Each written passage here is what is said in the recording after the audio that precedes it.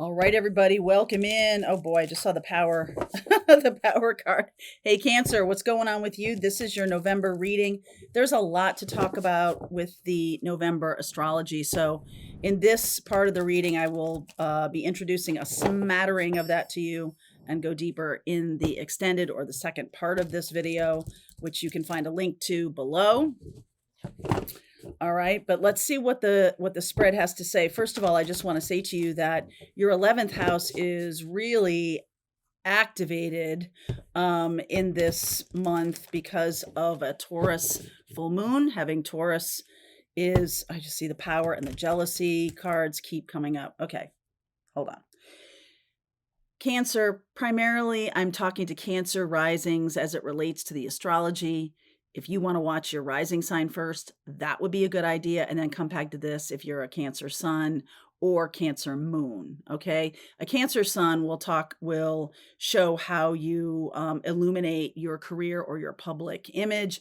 And a moon talks about how you sort of work through anything or emotionally work through, which is a big part of Cancer. So Cancer rising will map the houses and tell me which signs are in those houses. Taurus in the 11th house says that there is a social networking or friend groups that really underpin your security and your material possibilities, material gains. So your friends are going to be very instrumental in not only helping you get financial gains, but being comfortable. Okay. So the 11th house has that full moon in Taurus happening. And then also we have Uranus jumping back into that 11th house right after the full moon. So full moon on November 5th, and the Uranus going back. Uranus is in retrograde in Gemini. It's going back into Taurus on the 7th. So next Friday, as I'm doing this reading, a week from today. So there's something about a surprise as it relates to your financial hopes and dreams. Okay. So however that lands with you, there can be something really amazing coming in, something really expansive coming in, and it's coming in because of friend groups or because of your wishes, hopes, and dreams. Okay.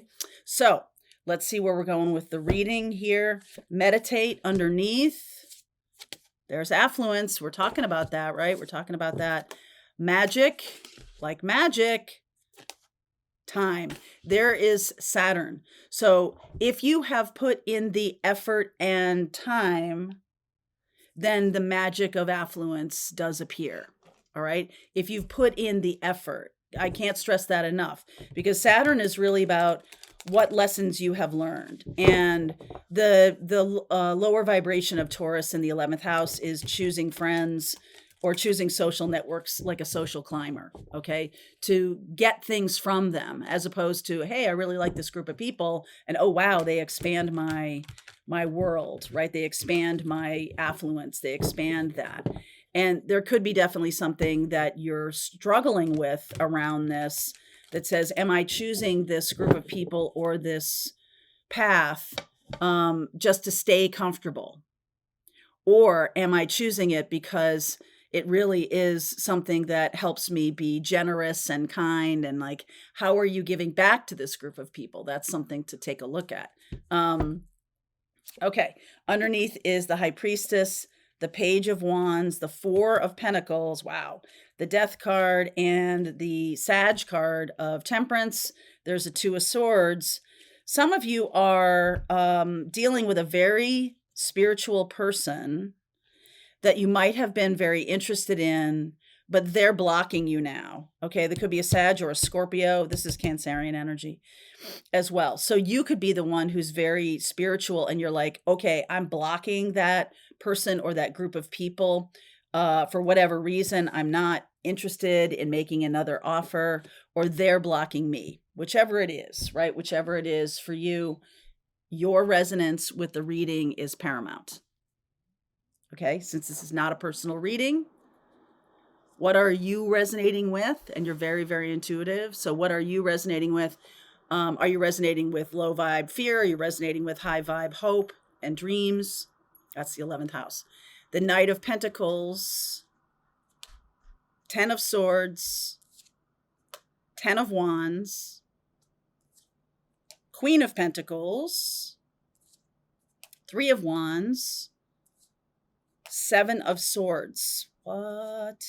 7 of Wands, Knight of Wands, 4 of Wands. Okay, so there's some moving happening here. All right, so this definitely feels to me, this 10 of Swords and the 10 of Wands, it's like you're tired of carrying this all by yourself. Whatever you have been carrying, whatever you have been doing, seems to me to be like it's been a big burden. And this has to do with your money. It has to do with your career path, or something like that. And it's just been a slog. All right. It's just been a slog. Like, why isn't this opening up for me? Why isn't this? And I do feel like the other people are figuring into this. It's not just like, oh, I'm choosing a group of people because it's going to be financially advantageous for me. It's that you have people around you who can help you move in a direction that is going to be better for you. Okay, there's somebody here, Sag, Scorpio, fixed earth is Taurus, right? So there's this Taurus energy, again, Taurus. We've got Virgo energy here. There's something about, I feel like okay, so this is going to be a little bit personalized. Some of you have drilled yourself into the ground trying to make another person happy financially, and now it's their turn. Okay, it's their turn to step up. And I just feel like you have had enough, and Spirit is saying, okay, this person is in your life. This person it's possible this person plugs you in to a collective of people or a family that is financially well off. I feel like they have turned their back on this responsibility. And so it's sort of like this wasn't equal. This wasn't balanced at all. What does this person want? Or what is this person doing now? Or let me ask about this person. This Queen of Pentacles, Taurus energy. 2 of Wands and the 3 of Wands. So there's something about asking and receiving. The Knight of Swords, the Star card as a healing energy, and the 8 of Cups. I feel like this person might be walking away from you, and walking away from you because they are not willing to do what it requires to make the relationship work. Okay. And I feel like they have a lot of anger and resentment going on. And it is time for them, if they want to heal and if you want to have the kind of life that you're here to have, which I feel like has to do, I just feel like you've run out of F's for this person. Like, I'm not giving them another chance or something like that. Like, I have done all the work. I've done all the heavy lifting, and you're really needing to come to the table with more, and you're not doing that. All right. The 7 of Swords, this person is a little sneaky about this, about what they're doing. Okay. I feel like there's a third party energy here. Could be a Sag or Scorpio.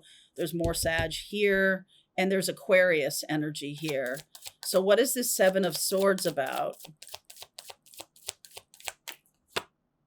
Justice, 10 of Cups, whoopsie, the 6 of Pentacles, and the King of Swords. This person could have gone to a lawyer to get what they want. This person wants what they want when they want it. This is somebody who feels they are owed by you. All right. So I just feel like you're resisting a third party direction. And instead you're like, I'm just going to move. I'm just going to move on. So I don't know if you're married to this person. A lot of you might be married to this person, or this is just like a career path that they want you to do all the work and they're doing nothing. Okay. They're doing nothing. You're the one that's doing all the heavy lifting. And it's time to move on from this. All right. I feel like you're the Knight of Wands as well. Like, if you're the Knight of Pentacles in the beginning of this reading, you become the Knight of Wands.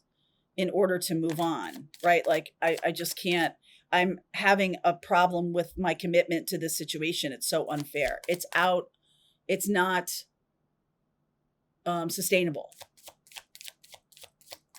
All right, so the Four of Wands here. Ace of Wands. Yep. The Lover's card, the Knight of Cups, and the Nine of Wands. So you might be considering going a different direction, maybe going toward a Gemini or somebody like that. Like I said, we do have Uranus in Gemini right now in the very beginning, but November 7th, it's going to jump back into Taurus. So there's a sudden watershed moment of what am I going to choose? 29 degrees of Taurus is very much about, do I stay for the security or do I make a choice that is going to be a big decision and I don't know whether there'll be security or not? That's really the choice here. I just feel like you've spent so much time and energy propping up the old. I don't really think you have any gas in the tank left. So it's like after all this time, I feel like there has been a lot of asking and expectations from this Queen of Pentacles and anger when they're not getting it. But there's no conversation here. There's no conversation. It's just like, I expect you to do this. This is what your role is, and I expect you to do this.